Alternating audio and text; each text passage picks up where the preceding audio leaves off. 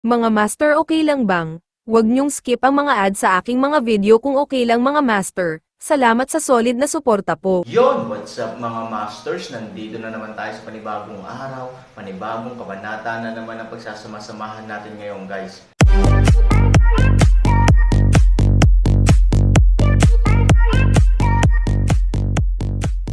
Bali mga masters, kung bago ka pa lang po sa aking YouTube channel, please click the subscribe button, lalong-lalo na po yung notification bell guys, para maging connected pa rin tayo sa isa't isa at maging updated kayo sa mga susunod ko pang video.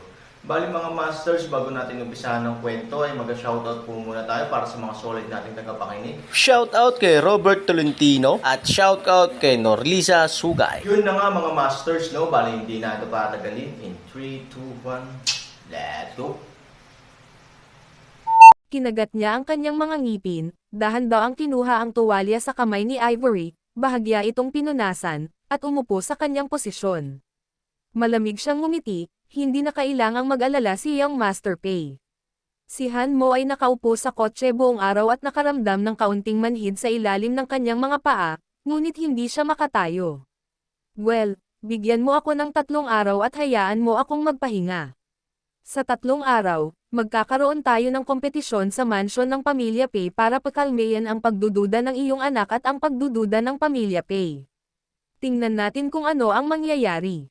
Nang marinig ito, labis na nagulat at natuwa si Peiho sa parehong oras. Hindi na siya makapaghintay ng ganoong pagkakataon. Mr. Han, are you serious? Are you really willing to have a friendly competition with Pei? Tanong ni Peiho. Malamig na ngumiti si Aaron, kung hindi ka makikipagkompetensya, natatakot ako na sa mga susunod na araw, mahihirapan si Han sa pagtulog at pagkain. Malinaw, kung hindi mangangako si Han Sanchen, kung gayon ang maliliit na galaw ni Peiho ay tiyak na walang katapusan. Ano ang magagawa niya sa oras na iyon? Mahirap bang magreklamo kay Peigu? Hindi banggitin kung gaano ito kahihiyan? Posible bang kontrolin ni Peigu si Peiho dahil lang sa gusto niyang magkaroon ng relasyon ng magulang-anak? Sa paghusga mula sa kasalukuyang sitwasyon, ito ay halos imposible. Kahit na ang disiplina ay walang iba kundi mga salita, ang hindi maiiwasang kapalit ay ang mas nakakabaliw na paghihiganti ni Peiho, na natural na nangangahulugan ng mas maliliit na aksyon. Sa oras na iyon, tinansya ni Han Sanchen na maaari siyang mainas sa kanya. Master Han, ang mga pasilidad ng Kafeng Pavilion ay tama, ngunit maaaring may ilang mga kakulangan. Nagkunwari si Peiho na nalilito sa pag-unawa, inilipat ang kahirapan ni Han Sanchen sa pagtulog at pagkain sa literal na kahulugan, at pagkatapos ay itinapon ang palayok sa Kafeng Pavilion. Gayunpaman, hindi ka wili-wiling makipagkompetensya ng mag-isa. Ano ang masasabi mo, Mr. Pei? Tumawa si Han Sanchen. Oh, anong ibig sabihin ni Mr. Han? Magdagdag ng ilang sangkap. Aaron, naunawaan ni Peiho sa isang iglap at tumawa. Anong taya ang gustong idagdag ni Mr. Han? Bagamat si Peiho ay ang young master ng Pamilya Pei, ang kanyang ama ay kailangang maging masipag at matipid sa kanyang pag-aaral sa pagkabata. Kaya naman, si Pei ay walang pera sa kanya. Kung gusto niyang magdagdag ng pera, natatakot si Pei na mahirap samahan. Malinaw, ang layunin ni Peiho ay hindi upang ibenta ang kahirapan, ngunit ang kusa na itaas ang mga pusta. Ang anak ni Hipei ay masipag at matipid. Ang manipis na kamelyong ito ay mas malaki rin sa kabayo. Kung gusto niyang magsugal, magiging mas mapagbigay siya kaysa sa karamihan ng mga tao. Gayunpaman, ang dahilan kung bakit niya ito sinabi ay ayaw niyang sumugal sa Aaron. Sa madaling salita, gusto niyang tumaya sa mas malaki.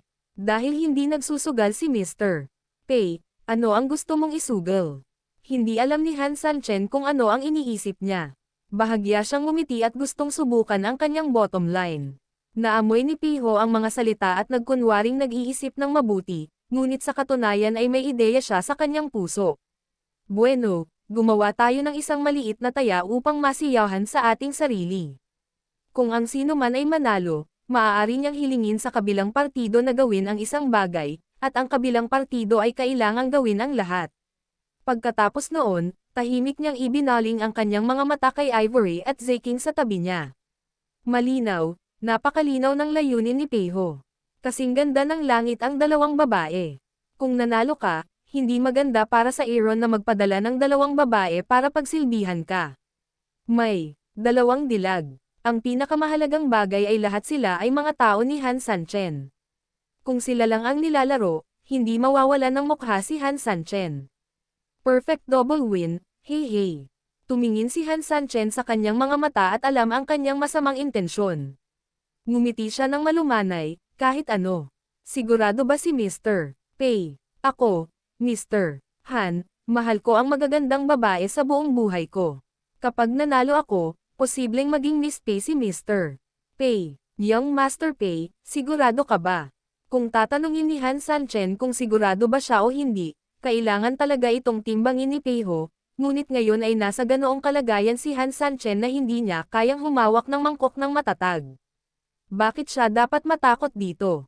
Sapat na talagang nakakainsulto para sa kanya na gawing babae si Peiho, at tiyak na ibababa ang tingin ni Peiho sa buong buhay niya.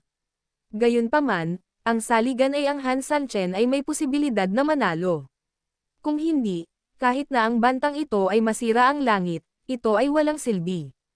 Bagamat bata pa si Peiho, palagi siyang tinuturuan ng kanyang ama na tuparin ang kanyang salita.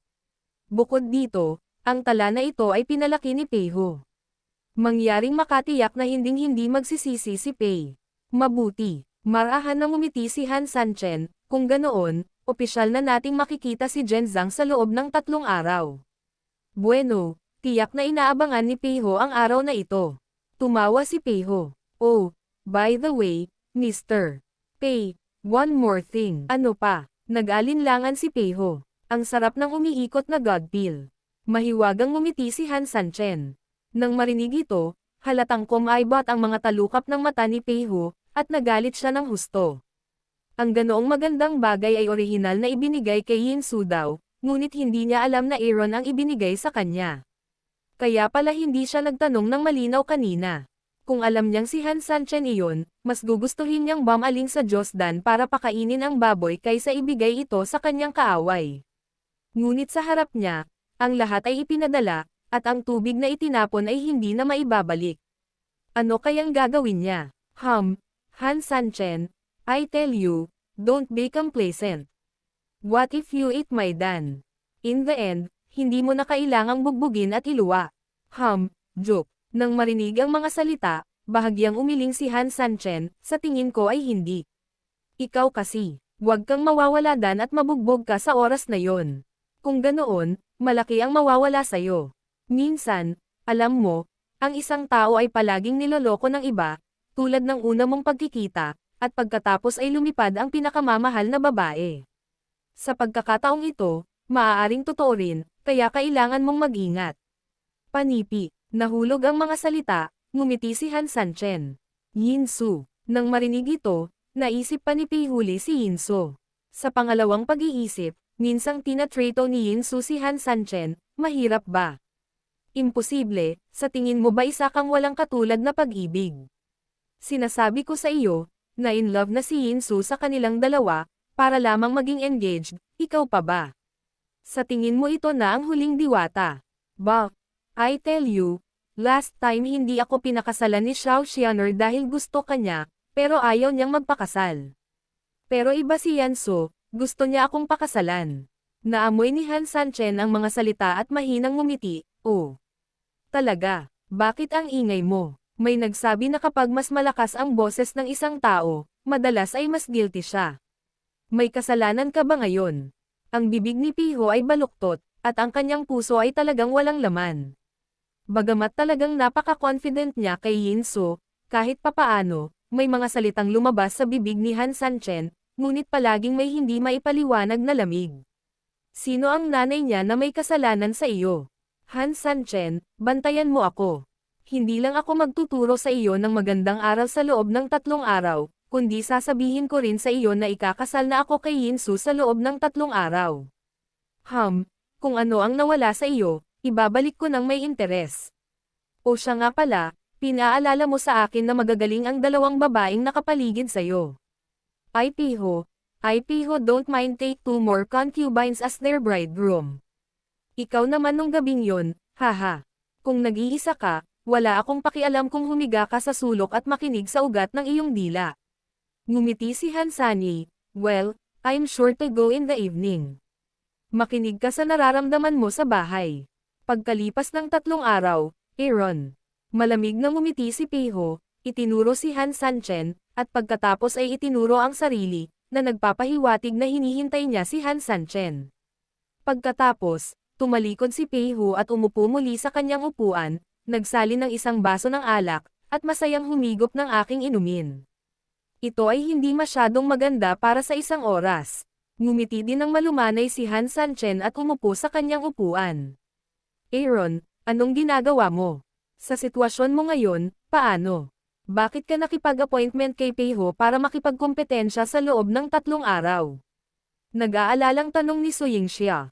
Ang kasalukuyang pisikal na kondisyon ni Han Sanchen, hindi banggitin ang pakikipaglaban kay Peiho, kahit na sa isang ordinaryong tao, sapat na.